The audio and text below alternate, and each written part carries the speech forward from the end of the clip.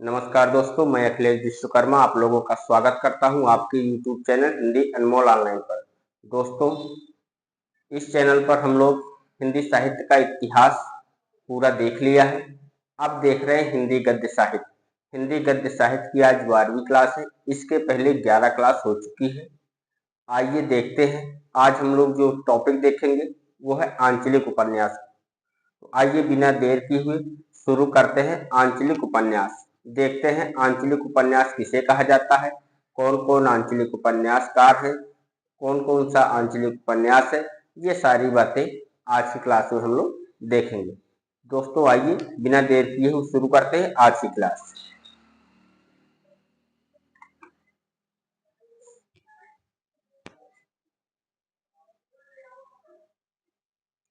तो सबसे पहले आप लोग हेडिंग डाल लीजिए, आंचलिक उपन्यास।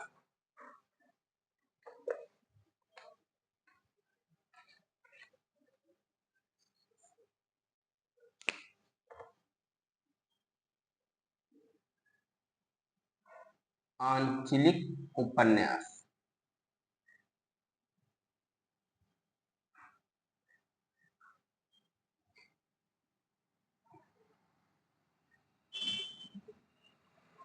आंचलिक उपन्यास कहते किसे? ग्रामीण अंचल की मान्यताओं, संस्कृत परंपराओं और उन्हीं की भाषा में लिखे गए उपन्यास को आंचलिक उपन्यास के अंतर्गत रखा जाता है। तो आइए परिभाषा के माध्यम से देखते हैं कि आंचलिक उपन्यास किसे कहते हैं। तो लिख लीजिए, वे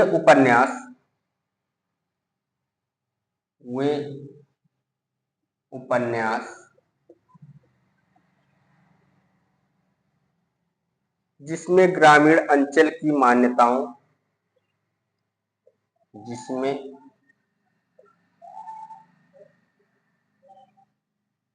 ग्रामीण अंचल की मान्यताओं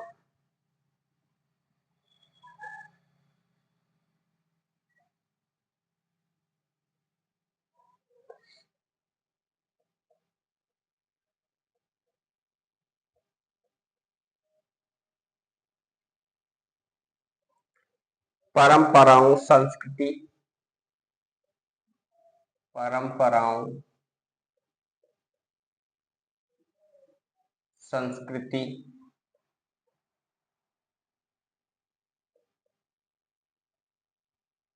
आदि का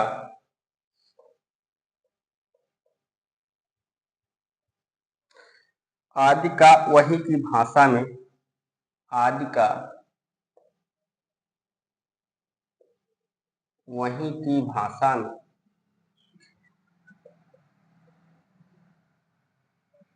वही की भाषा में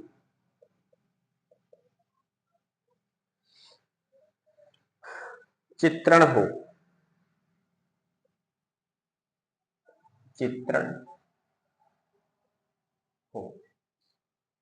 उन्हें आंचलिक उपन्यास कहते हैं। उन्हें आंचलिक उपन्यास कहते हैं।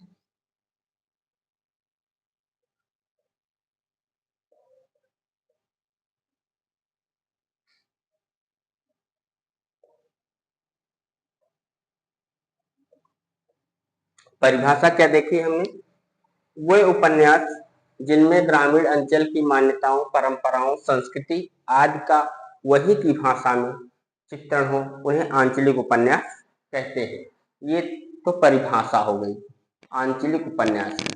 आइए अब देखते हैं कि आंचलिक उपन्यास कौन कौन हैं। देखने का तरीका कौन सा है हम लोगों का? हम लोग कैसे देखते हैं? हम लोग देखते हैं आरोही क्रम में। कभी कभी अगर जन्म याद ना रहे तो हम क्रम को आसानी से लगा लें। तो कौन कौन से हैं इसके?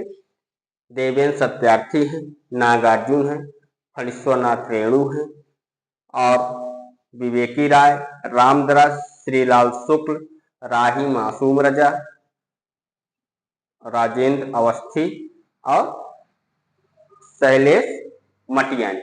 ये हैं जिनको हमें देखना है। तो लिख लीजिए, हेडिंग डाल लीजिए आप लोग, आंचलिक उपन्यासकारों का आरोही क्रम। आंचलिक उपन्यासकारों का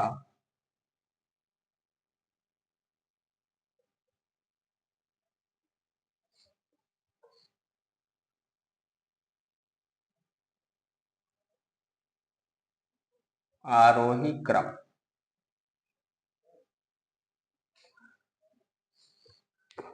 तो सबसे पहले कौन आएंगे? देवेंद्र सत्यार्थी आएंगे, जिनका जन्म 1908 में हुआ था। तो नंबर 1 पे लिखिए देवेंद्र सत्यार्थी।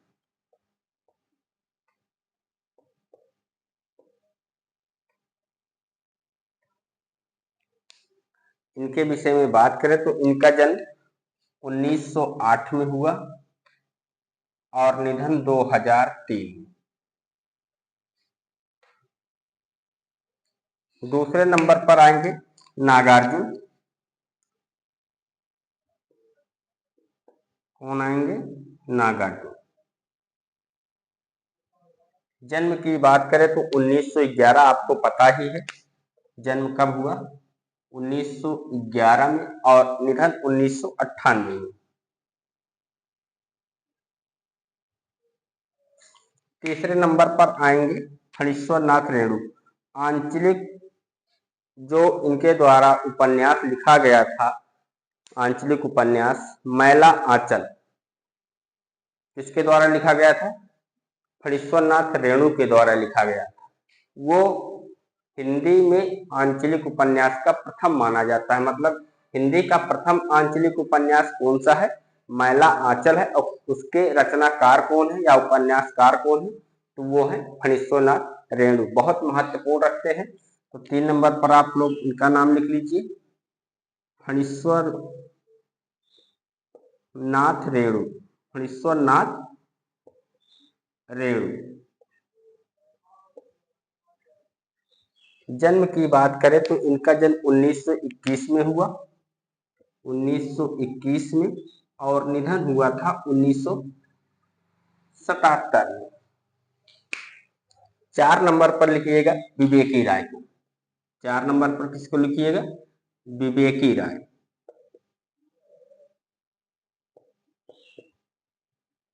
जन्म की बात करें तो इनका जन्म हुआ था 1924 में और निधन 2016, सॉरी, निधन 2016 में हुआ था, 2016 में।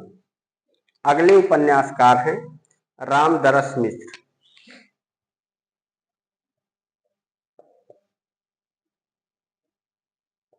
रामदरस मिश्र।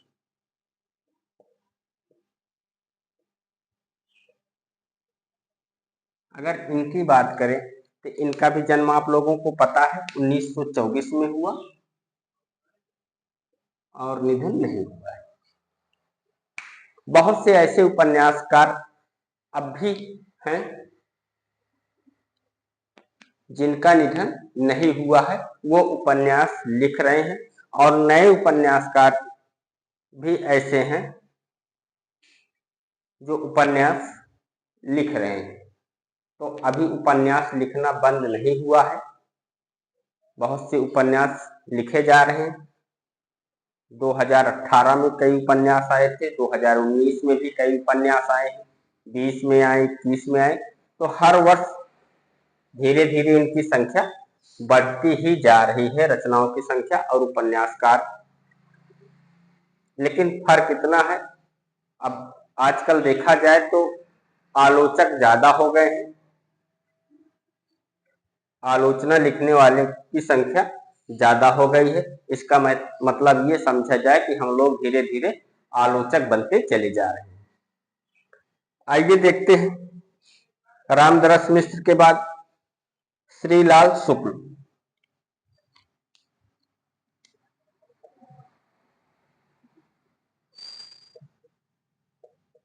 श्रीलाल शुक्ल।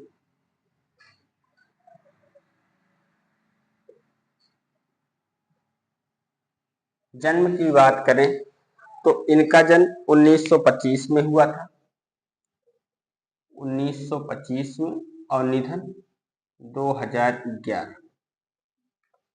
7 नंबर पर राही मासूम रजा।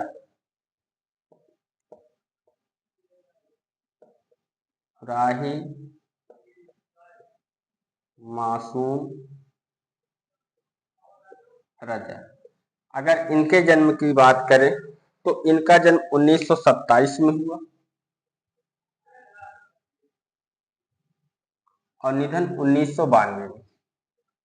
1992। अगले उपन्यासकार हैं राजेंद्र अवस्थी। 8 नंबर पर लिख लीजिए राजेंद्र अवस्थी को।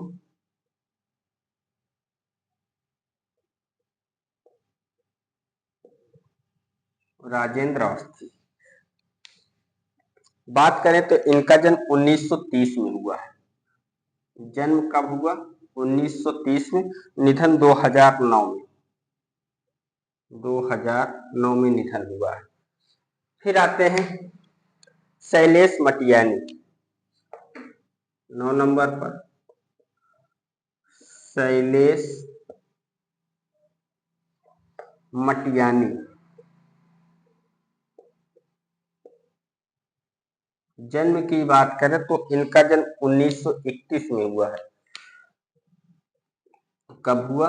1931 में और निधन हुआ था 2000 में। ये रहे मुख्य उपन्यासकार। आप ऐसा भी कह सकते हैं कि प्रमुख उपन्यासकार। तो इसमें प्रमुख उपन्यासकार कौन कौन से हैं? देवेंद्र सत्यार्थी, जन्म 1908 ईस्वी से और निधन 2003 ईस्वी। नागार्जुन दूसरे नंबर पर हमने देखा, 1911 में जन्म, 1998 में निधन। फणीश्वर नाथ रेणु 1921 में जन्म, 1977 में निधन हुआ। विवेकी राय की बात करें तो इनका जन्म 1924 ईस्वी में हुआ और निधन 2016 में हुआ। रामदरस मिश्र 1924 में जन्म हुआ, निधन अभी नहीं हुआ है। श्रीलाल शुक्ल 1925 में जन्म हुआ, 2011 में निधन हुआ। राही मासूम रजा 1927 में जन्म हुआ, 1922 में निधन हो गया। राजेंद्र अवस्थी की बात करें तो राजेंद्र अवस्थी 1930 में जन्म हुआ, 2009 में इनका निधन हो गया। फिर हमने देखा शैलेश मटियानी को। जन्म की बात करें तो इनका जन्म कब हुआ? 1931 को और निधन 2000 ईस्वी में। ठीक, तो इतना आप लोग लिख लीजिए। उसके बाद आइए देखते हैं एक एक उपन्यासकार के बारे में और उनके उपन्यासों को।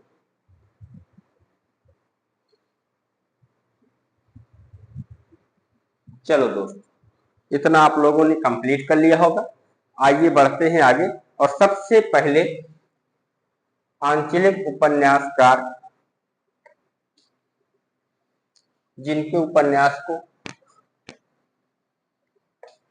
प्रथम आंचलिक उपन्यास माना जाता है, उस उपन्यासकार को देखें।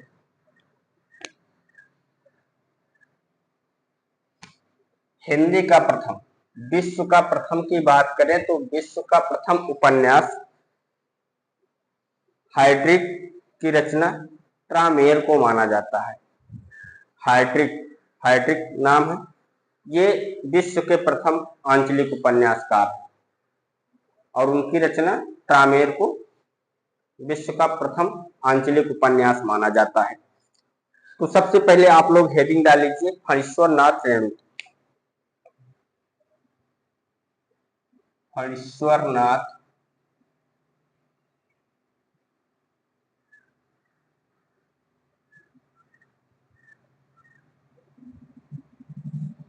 रेणु। आइए देखते हैं इनका जन्म 1921 ईस्वी। जन्म कब हुआ? जन्म 1921 ईस्वी, फारबिसगंज।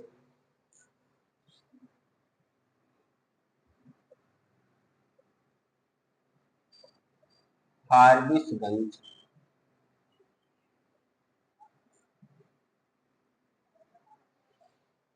अररिया जिला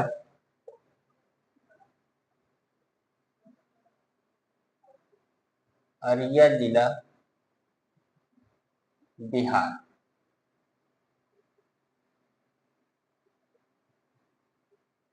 जन्म 1921 ईस्वी, फारबिसगंज, अररिया जिला बिहार।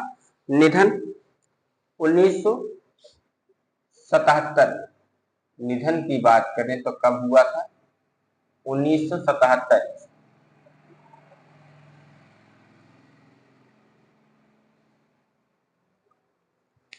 आइए देखते हैं इनका उपन्यास कौन कौन सा है। तो आप लोग हेडिंग डाल लीजिए उपन्यास।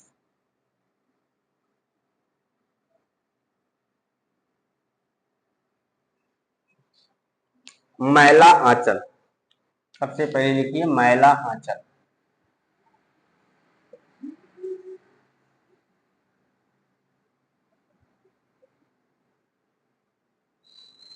और इसका समय कब है? 1954 ईस्वी। समय क्या है? 1954। अगला उपन्यास है परति परिकथा। परति परिकथा।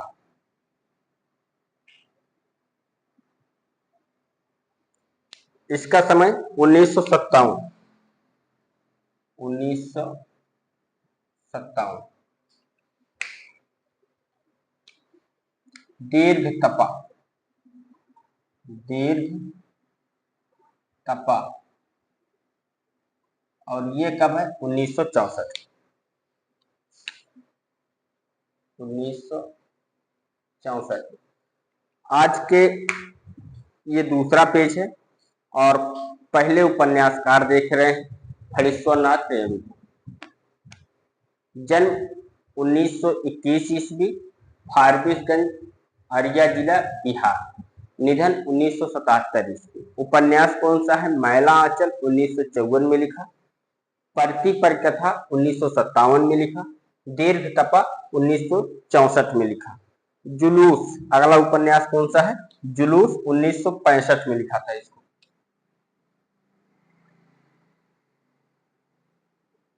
जुलूस, और ये कब लिखा? 1965 में।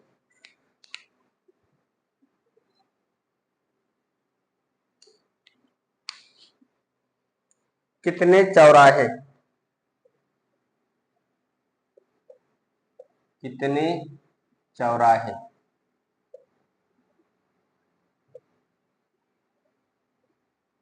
कितने चौराहे? और ये कब लिखा? ये लिखा 1966 में। कितने चौराहे? अगला उपन्यास है कलंक मुक्ति। कलंक मुक्ति 1976 में।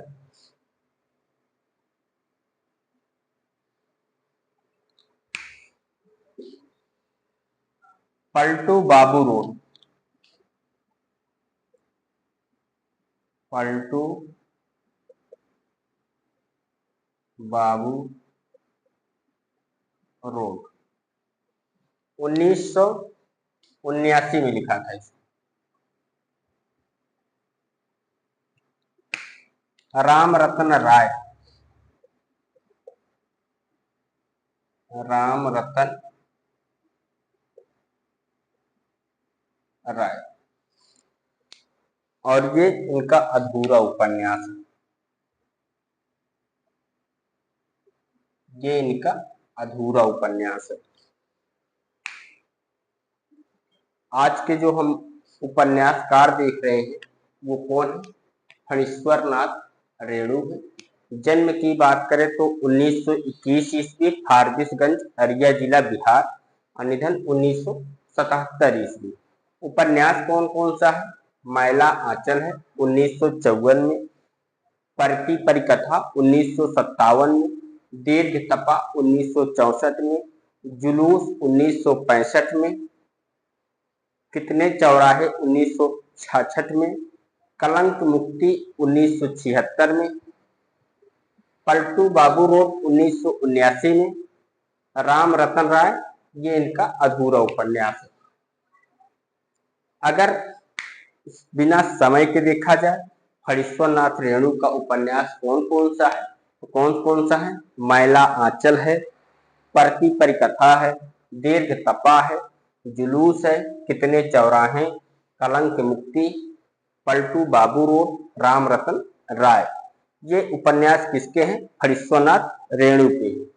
समय के साथ अगर देखा जाए, हरीश्वर नाथ रेणु का उपन्यास मैला आंचल 1954 में है, परती परिकथा 1957 में है, दीर्घ तपा 1964 में है, जुलूस 1965 में है, कितने चौराहे 1966 में है, कलंक मुक्ति 1976 में है, पलटू बाबू रोड 1979 में, राम रतन राय, ये अधूरा उपन्यास है इनका।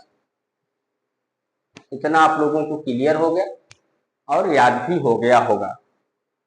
मैंने 3 बार आप लोगों को बताया हरीश्वर नाथ रेणु के उपन्यास कौन कौन से हैं। आइए अब देखते हैं इनके उपन्यास का वर्ण विषय क्या रहा है, किस पर इन्होंने उपन्यास लिखा है, किस बात की चर्चा की है। तो सबसे पहले देखेंगे मैला आंचल। तो आप लोग हेडिंग डाल लीजिए मैला आंचल। मैला आंचल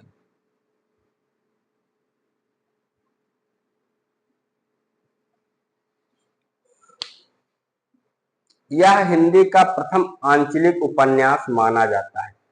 मुख्य बात तो इसकी पहली यही है, यही लिख लीजिए। यह हिंदी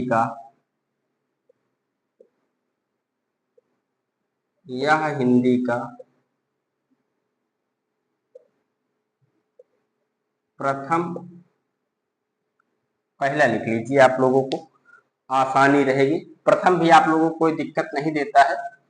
यह हिंदी का पहला आंचलिक उपन्यास माना जाता है। आंचलिक उपन्यास माना जाता है।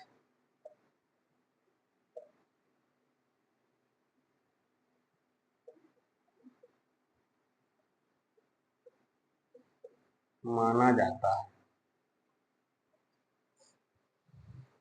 विश्व का पहला आंचलिक उपन्यास, नीचे लिख लीजिएगा। विश्व का आपसे पूछेगा नहीं, फिर भी आप लोग अगर लिखना चाहते हैं तो लिख लीजिए। ये नहीं पूछेगा विश्व का पहला आंचलिक उपन्यास कौन सा है, आपसे यही पूछेगा कि हिंदी का पहला आंचलिक उपन्यास कौन सा है, उसका समय क्या है और उसके उपन्यासकार कौन है या रचनाकार कौन है। लिख लीजिए, आप लिखना चाहते हैं तो। विश्व का पहला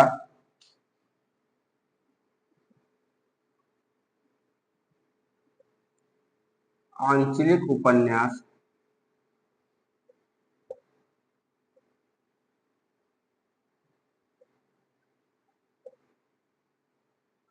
विश्व का पहला आंचलिक उपन्यास हाइड्रिक की रचना,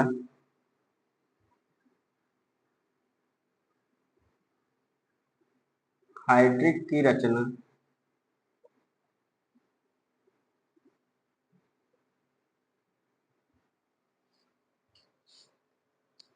ट्रामेर है।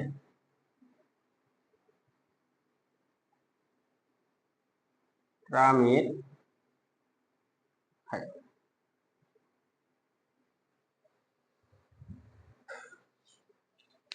मैला आंचल का कथानक देख ले, क्या कथानक रहा है। कथानक,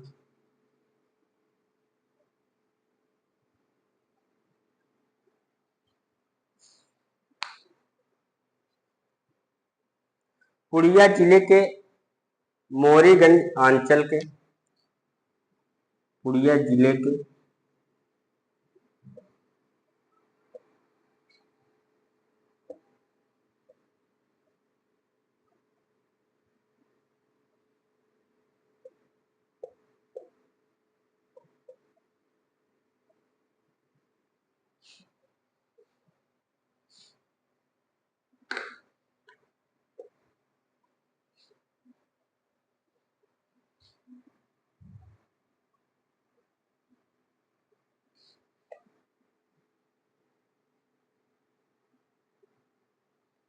पुरिया जिले के मौरीगंज अंचल के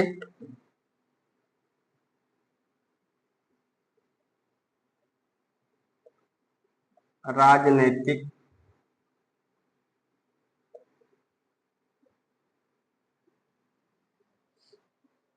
सामाजिक आर्थिक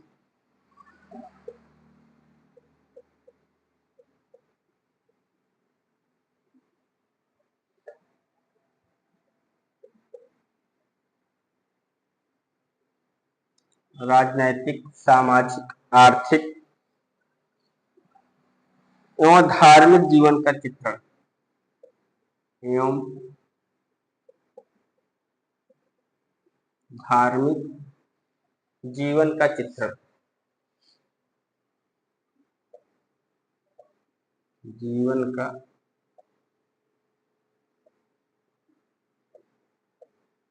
चित्र।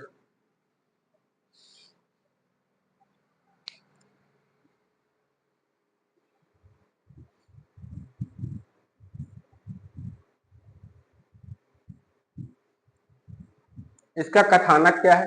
पुरिया जिले के मेरीगंज अंचल के राजनैतिक सामाजिक आर्थिक एवं धार्मिक जीवन का चित्रण या आप यह कह सकते हैं कि वर्णन इसमें किया गया है। इसमें मैला आंचल में मैला आंचल का समय क्या है? 1954 है। इसके पात्र कितने हैं? इसमें पात्रों की संख्या क्या है? 296 पात्र हैं, लेकिन सभी पात्रों को हम नहीं देखेंगे, केवल मुख्य पात्रों को देखेंगे। तो आइए लिख लीजिए पात्र। पात्र की बात करें तो पात्र कौन कौन है? डॉक्टर प्रशांत है, तहसीलदार हैं, डॉक्टर प्रशांत तहसीलदार,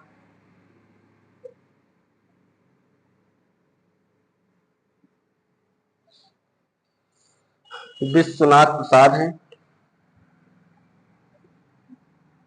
विश्वनाथ प्रसाद, कालीचरण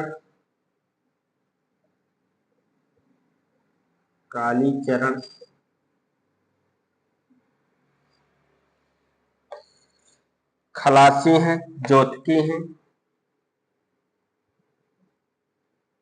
खलासी ज्योतिकी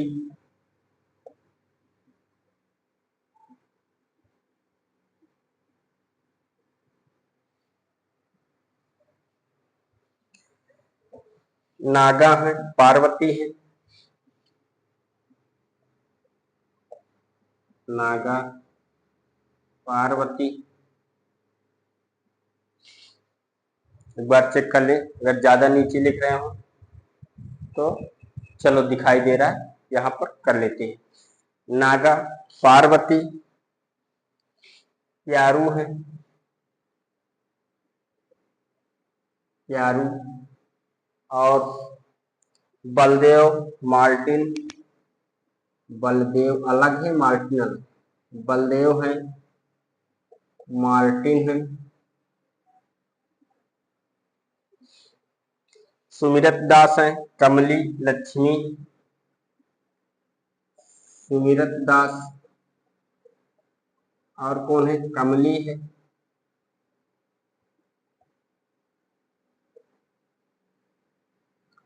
लक्ष्मी है,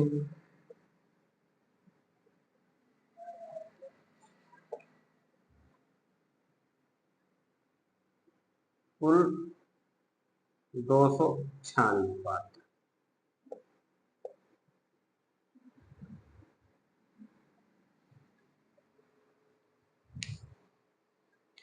चलिए इतना आप लोग लिख लीजिए, उसके बाद फिर अगले पेज की तरफ बढ़ते हैं। आइए देख लेते हैं एक बार फिर से इस पेज को, उसके बाद फिर आगे की तरफ बढ़ा जाए। हम इस पेज पर उपन्यासकार फणीश्वर नाथ रेणु को देख रहे हैं।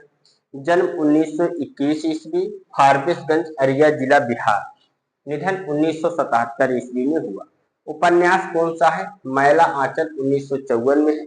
परती परिकथा 1957 में है, दीर्घतपा 1964 में, जुलूस 1965 में है, कितने चौराहे 1966 में है, कलंक मुक्ति 1976 में है, पलटू बाबू रोड 1979 में है, राम रतन राय, ये इनका अधूरा उपन्यास है। इनके उपन्यास को देखने के बाद, किसका उपन्यास है? फणीश्वरनाथ रेणु का। इनके उपन्यास का फिर देख रहे हैं वर्ड विषय, मैला आंचल, यह हिंदी का पहला आंचलिक उपन्यास माना जाता है। अगर आपसे ये पूछ ले कि हिंदी का पहला आंचलिक उपन्यास कौन सा है, तो कौन सा बताना है? मैला आंचल। विश्व का पहला आंचलिक उपन्यास हाइड्रिक की रचना ट्रामेर है। विद्वानों के अनुसार भी कई लोगों ने अलग अलग माने हैं, उसको हम आपको जिस प्रकार से वो रचनाएं आती जाएंगी, हम उसको वहां पर आपको विद्वानों के मत लिखवाते जाएंगे। यहाँ पर आपसे अगर सीधा सीधा क्वेश्चन पूछता है कि हिंदी का पहला आंचलिक उपन्यास कौन सा है, तो मैला आंचल ही बताना है, इसके अलावा और कुछ नहीं बताना है, ये सर्वमान्य मत है। ठीक, कथानक देख लें। पुड़िया जिले के मेरीगंज अंचल के राजनैतिक, सामाजिक, आर्थिक एवं धार्मिक जीवन का चित्रण मिलता है, या आप ऐसे भी कह सकते हैं कि राजनैतिक, सामाजिक, आर्थिक एवं धार्मिक जीवन का वर्णन मिलता है।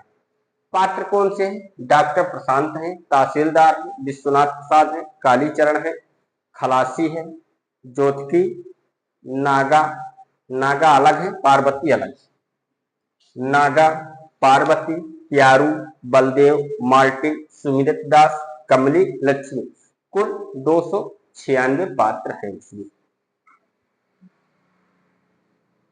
लिख लीजिए, फिर देखते हैं आगे, इनके उपन्यास की चर्चा करते हैं।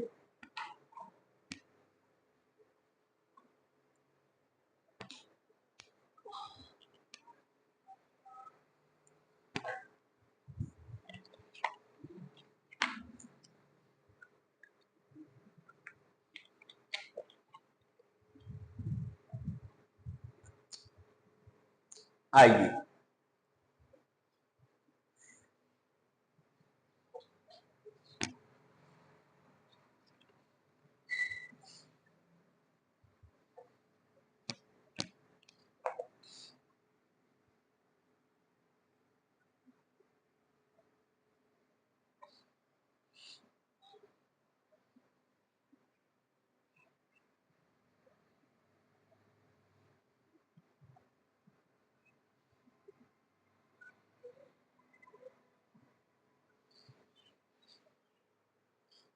अगला उपन्यास है परती परिकथा।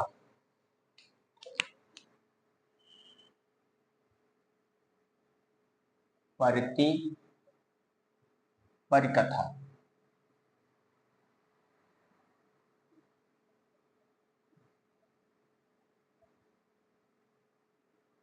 चाहे आप टीजीटी का फॉर्म डाले हो, चाहे आप एलटी का फॉर्म डाले हैं, और चाहे आप पीजीटी का फॉर्म डाले हो, या आप प्रोफेसर की तैयारी कर रहे हैं, असिस्टेंट प्रोफेसर की तैयारी कर रहे हैं, ये क्लास जो आप लोग सामने जा रही है, इस क्लास को आप लोग नोट डाउन कर लीजिए और अच्छे से तैयार कर लीजिए। ये सभी के लिए, LT, TGT, PGT, assistant professor, सभी के लिए ये बहुत ही कारगर साबित होगी, बहुत ही उपयोगी होगी ये क्लास आपको, अगर आप लोग एक बार नोट्स को बना लिए और अच्छे से तैयार कर लिए, तो सिलेक्शन आप लोग बड़ी आसानी से पा सकते हैं, क्योंकि कोई चीज मैं छोड़कर नहीं चल रहा हूं। मेरा प्रयास ये है कि मैं ज्यादा से ज्यादा आपके सामने लाने का प्रयत्न कर रहा हूं, और इतना ज्यादा नहीं ला रहा हूं कि आपको ऊबने की आवश्यकता हो जाए।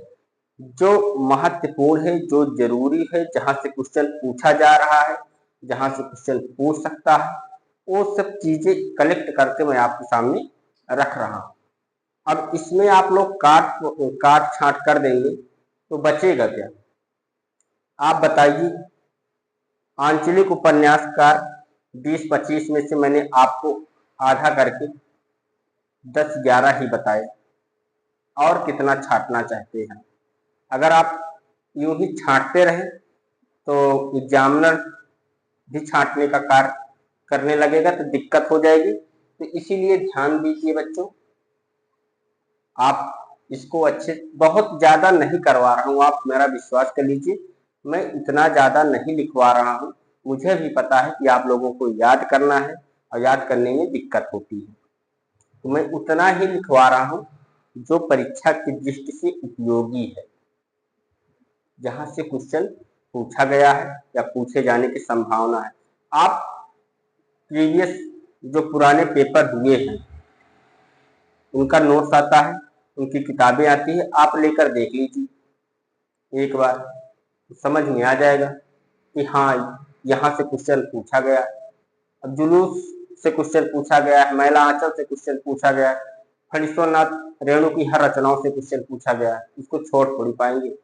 ऐसे उपन्यासकार को हम लोग छोड़ नहीं सकते। चलो बातें नहीं करेंगे हम लोग क्लास पहले कंप्लीट कर लें, उसके बाद बात करेंगे जब सिलेक्शन हो जाएगा तब। परती पर कथा ये कब है? 1957 में। इसमें पुड़िया जिले के परानपुर गांव का चित्रण है, तो लिख लीजिए इसमें पुड़िया जिले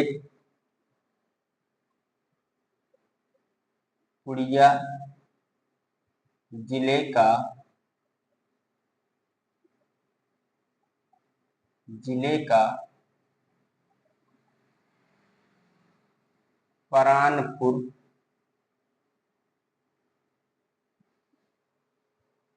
गांव की कथा का चित्रण, गांव की कथा का चित्रण।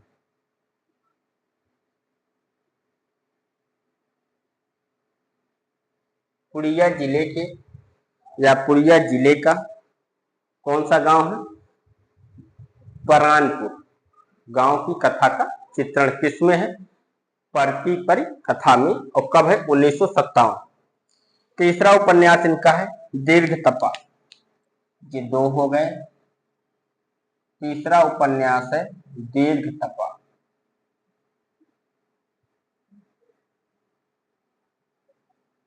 और ये कब है? 1964 में। 1964। भ्रष्ट शासन व्यवस्था के प्रति, ऐसे लिखिए, भ्रष्ट शासन व्यवस्था के बीच भ्रष्ट शासन व्यवस्था के बीच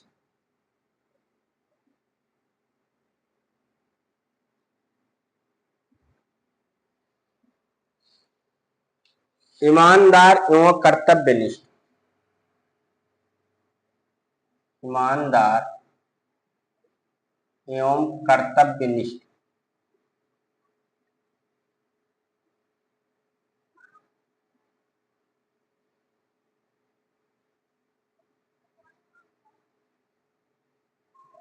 एवं कर्तव्यनिष्ठ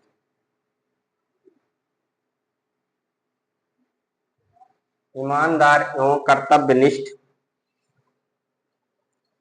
बेला की संघर्ष गाथा का चित्रण, बेला की संघर्ष गाथा का चित्रण।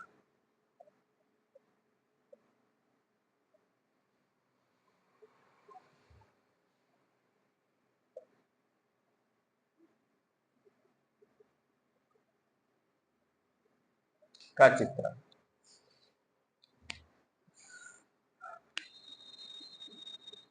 4 नंबर जुलूस,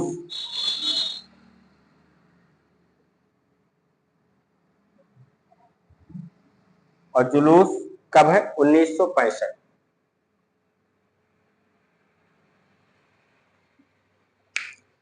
पूर्वी पाकिस्तान से बिहार के पुड़िया जिले में, इसके अंतर्गत लिखिए पूर्वी पाकिस्तान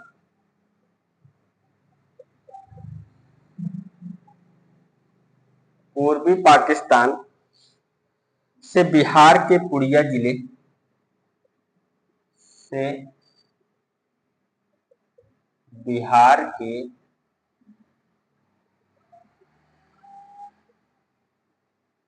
पुड़िया जिले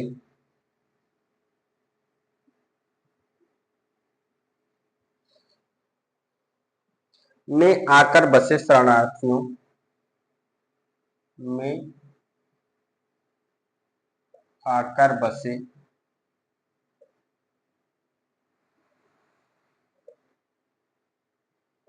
शरणार्थियों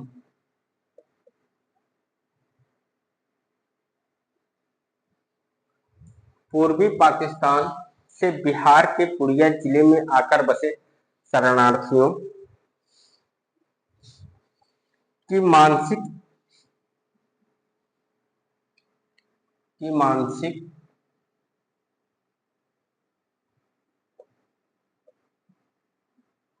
मानसिकता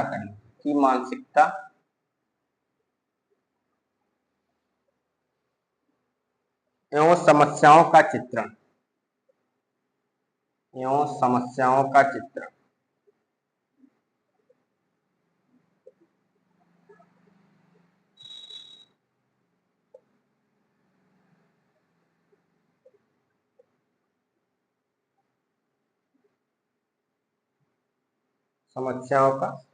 चित्रण किसमें देखने को मिलता है? जुलूस में क्या है? पूर्वी पाकिस्तान से बिहार के पुड़िया जिले में आकर बसे शरणार्थियों की मानसिकता एवं समस्याओं का चित्रण। और जुलूस कब है? 1965 में है। अगला उपन्यास इनका कौन सा है? कितने चौराहे। 5 नंबर पर डालिए कि कितने चौराहे। कितने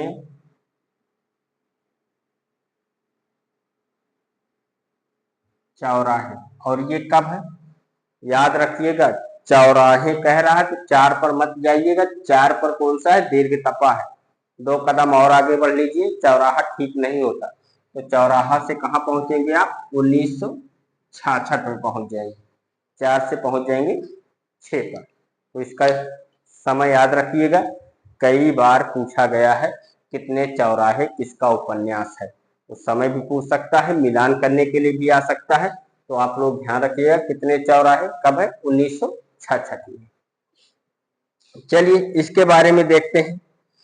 कथानायक मनमोहन के माध्यम से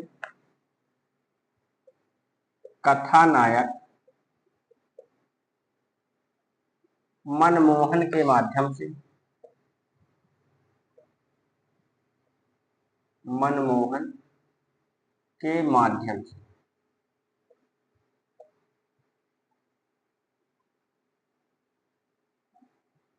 कथानायक मनमोहन के माध्यम से स्वाधीनता की महिमा का चित्रण।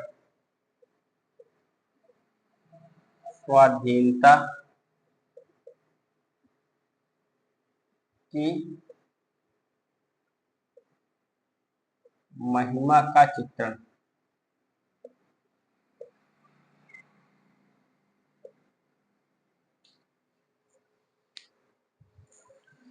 कलंक मुक्ति। अगला उपन्यास कौन सा है? कलंक मुक्ति।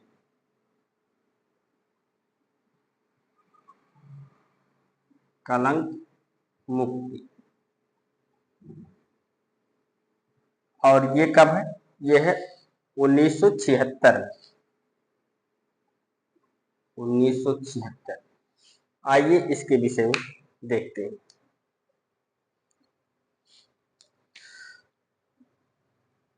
इसमें भी क्या है? स्वाधीनता आंदोलन का चित्रण। स्वाधीनता आंदोलन का चित्रण।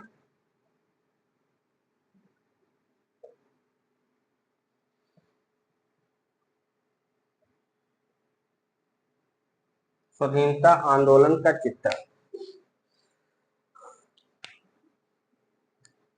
7 नंबर पर लिखिए पलटू बाबू रोड।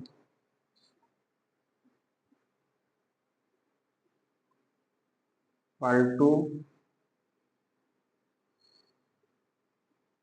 बाबू रोड कब है?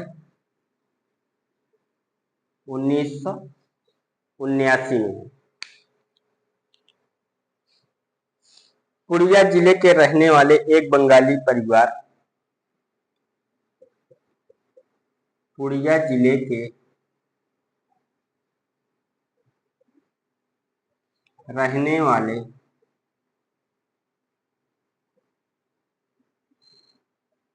एक बंगाली परिवार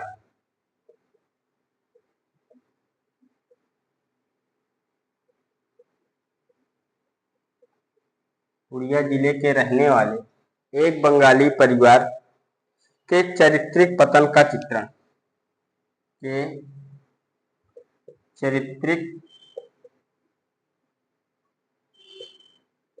पतन का चित्रण, पतन का चित्र। पुड़िया जिले के रहने वाले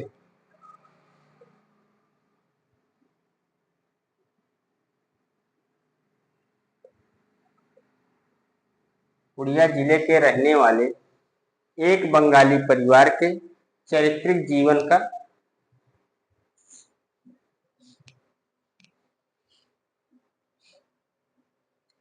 चारित्रिक पतन का चित्रण। ठीक।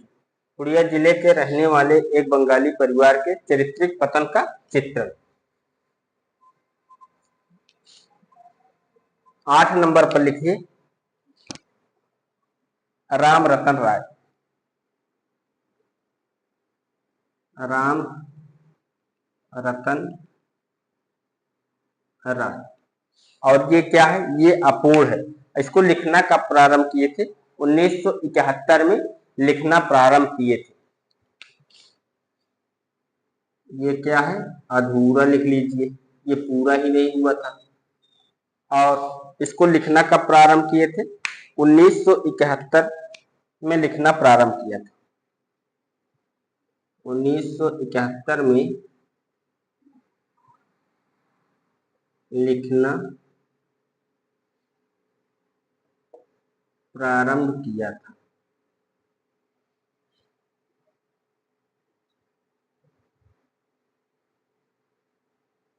लीजिए दोस्तों, आज की क्लास में हमने किसको देखा? फणीश्वर नाथ रेणु के उपन्यासों को देखा और उनके वर्ण विषय को भी अच्छी तरह से देख लिया है।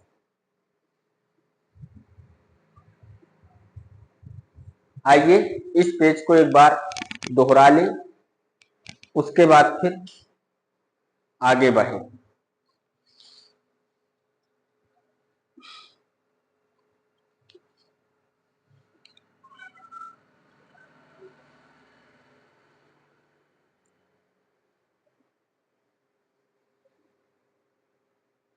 हमने इस पेज पर क्या देखा? परती परिकथा कब है? 1957 में। पुड़िया जिले का परानपुर गांव की कथा का चित्रण देखने को मिलता है। फिर दीर्घ तपा 1964 में। भ्रष्ट शासन व्यवस्था के बीच ईमानदार एवं कर्तव्यनिष्ठ बेला की संघर्ष गाथा का चित्रण। जुलूस 1965। पूर्वी पाकिस्तान से बिहार के पुड़िया जिले में आकर बसे शरणार्थियों की मानसिकता एवं समस्याओं का चित्रण इसमें देखने को मिलता है। जुलूस में। कितने चौराहे 1966। कथानायक मनमोहन के माध्यम से स्वाधीनता की महिमा का चित्रण। कलंक मुक्ति 1976। स्वाधीनता आंदोलन का चित्रण। पलटू बाबू रोड 1979। पुड़िया जिले के रहने वाले एक बंगाली परिवार के चारित्रिक पतन का चित्रण। राम रतन राय, ये इनका अधूरा उपन्यास है। 1971 में लिखना प्रारंभ किया था। अपूर्ण होने से पहले इनका निधन हो गया, इसको पूर्ण नहीं कर पाए। दोस्तों आप लोग इसको लिख लीजिए, फिर देखते हैं, आगे बढ़ते हैं।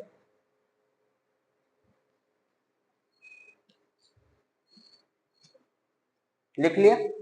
चलो अगले उपन्यासकार हैं नागार्जुन।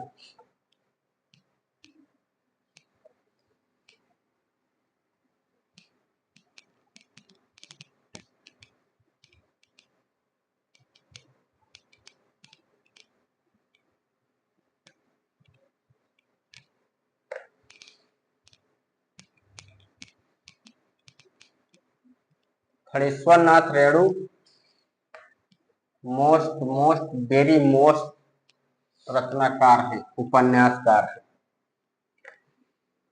इनको आप लोग अच्छे से तैयार कर लीजिएगा। अगले उपन्यासकार हैं नागार्जुन। इनका उपन्यास हमने एक बार आपको लिखवा भी दिया है, आज फिर दोबारा लिखवाएंगे। ठीक, नागार्जुन का उपन्यास काव्य पढ़ाते समय हमने एक बार करवा दिया था। नागार्जुन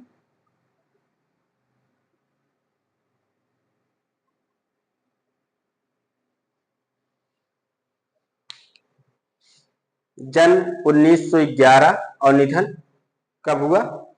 1998। लिख लीजिए,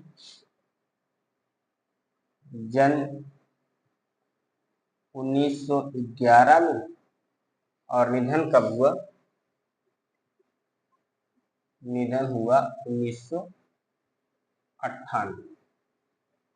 ठीक, उपन्यास की बात करें तो उपन्यास कौन कौन सा है इनका?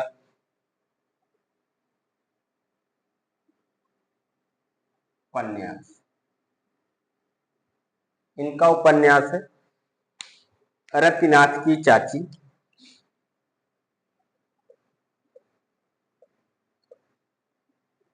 रतिनाथ की चाची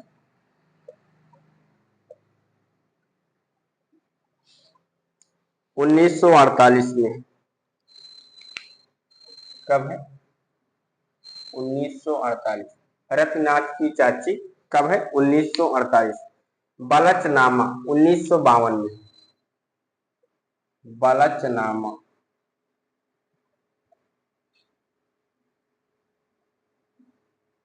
और ये कब है? 1952 में।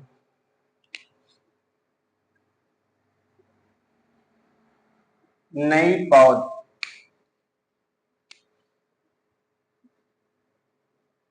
नई पौध 1953 में।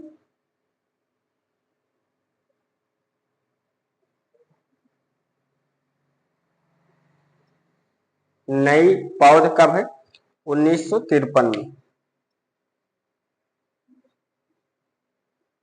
नागार्जुन का उपन्यास कौन कौन सा है? रतिनाथ की चाची, बलचनामा, नई पौध। बाबा बटेश्वर नाथ, अगला उपन्यास कौन सा है? बाबा बटेश्वर नाथ। बाबा बटेश्वर नाथ, बाबा बटेश्वर नाथ, बटेश्वर नहीं बटेश्वर नाथ, बाबा बटेश्वर नाथ।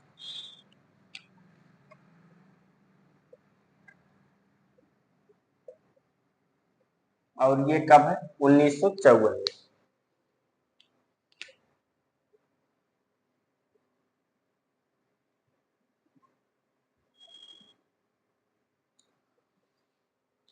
वरुआ के बेटे 1957 में। वरुआ के बेटे कब है? 1957 में।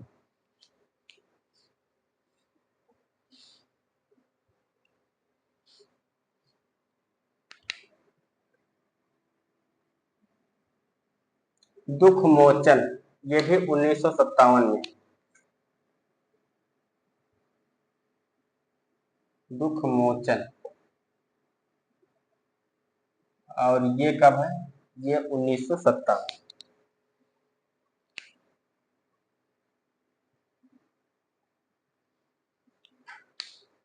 रतिनाथ की चाची 1948 में। बलचनामा 1952 में। नई पौध 1953 में, बाबा बटेश्वर नाथ 1954 में, वर्मा के बेटे 1957 में, दुख मोचन 1957 में। ये किसके उपन्यास है? ये उपन्यास है नागार्जुन की।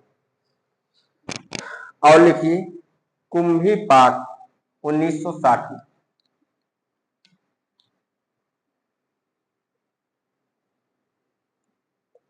कुंभी पाक, और ये कब है? ये है 1960 में। हीरक जयंती, हीरक जयंती,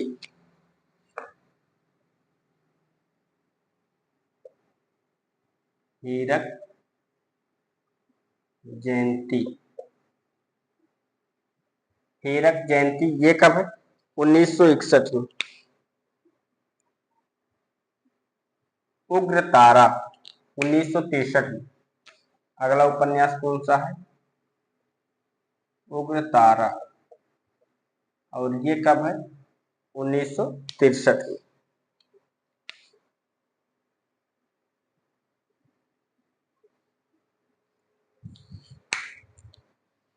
जमुनिया के बाबा, जमुनिया के बाबा,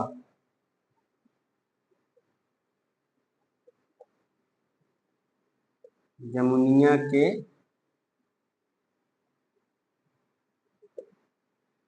बाबा,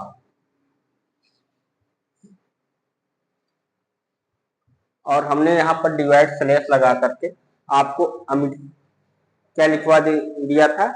इमृतिया याद करने के लिए, जब काव्य पढ़ा रहे थे जमुनिया के बाबा ऐसे स्लाइस लगा के इमृतिया लिखवा दिए थे याद करने के लिए। और ये भी कहा था कि दोनों उपन्यास अलग अलग है। तो आइए आज इन दोनों उपन्यास को अलग कर लेते हैं, और दोनों 1968 में ही है, इसीलिए हमने वहां पर स्लैश लगवाकर एक साथ कर दिया था, ताकि आप लोगों को याद करने में दिक्कत न हो। अब आप लोगों को याद हो गया है, तो आइए इसका समय लिख लेते हैं। जमुनिया के बाबा कब है? 1968 में। इमृतिया,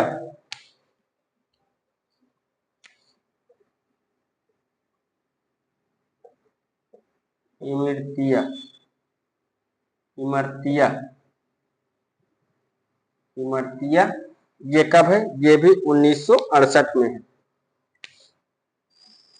1968 में। पारो 1975 में। पारो कब है? 1975।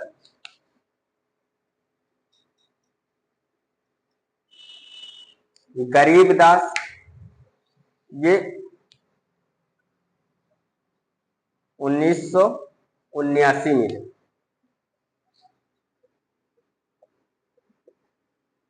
गरीबदास,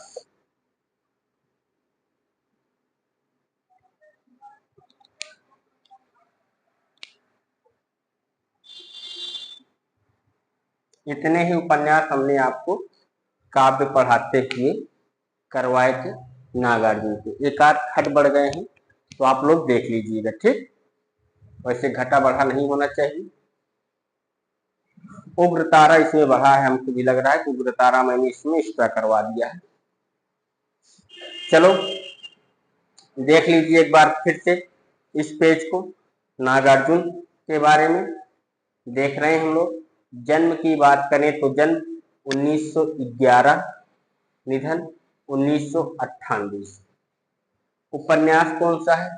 रतिनाथ की चाची 1948 में, बलचनामा 1952 में, नई पौध 1953 में, बाबा बटेश्वर नाथ 1954 में, वर्मा के बेटे 1957, दुख मोचन 1957। समय एक बार फिर से आप लोग देख लीजिए। रतिनाथ की चाची 1948, बलचनामा 1952, नई पौध 1957, 1953, नई पौध 1953, बाबा बटेश्वर नाथ 1954, वर्मा के बेटे 1957, दुख मोचन 1957, कुंभी पाक 1960 में, हीरक जयंती 1961, उग्र तारा 1963। जमुनिया के बाबा 1968, इमरतिया 1968, पारो 1975, गरीबदास 1979। आप लोग लिख लीजिए, उसके बाद फिर आगे बढ़ते हैं।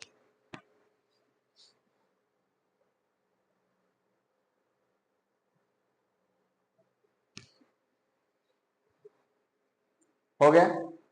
नागार्जुन के कौन कौन से उपन्यास हैं, बिना समय के देख लिया जाए। रतिनाथ की चाची, बलचनामा, नई पौध, बाबा बटेश्वर नाथ, वरुण बेटे, दुखमोचन, कुंभीपाक, हीरक जयंती, उग्रतारा, जमुनिया के बाबा, इमरतिया, पारो, गरीबदास। किसका उपन्यास है ये? किसका उपन्यास है? ये है नागार्जुन का उपन्यास। ठीक, समय के साथ देखें। रतिनाथ की चाची कब है? 1948 में। बलचनामा कब है? 1952 में। नई पौध कब है? 1953 में। बाबा बटेश्वर नाथ कब है? 1954 में। वर्मा के बेटे कब है? 1957 में। दुखमोचन 1957 में। कुंभीपाक 1960 में। हीरक जयंती 1961 में। उग्रतारा 1963 में। जमुनिया के बाबा 1968 में। जमुनिया के बाबा, इमरतिया आप ऐसे भी याद कर लीजिए, दोनों एक साथ करके, लेकिन ध्यान रखना कि दोनों उपन्यास अलग अलग हैं और दोनों का समय भी सेम है। 1968 में जमुनिया के बाबा हैं, इमरतिया भी 1968 में है, पारो 1975 में, गरीबदास 1979 में। याद हो गया होगा दोस्तों। ठीक, और ये सारे उपन्यास किसके हैं? किसके हैं? किसके? नागार्जुन। ठीक, चलिए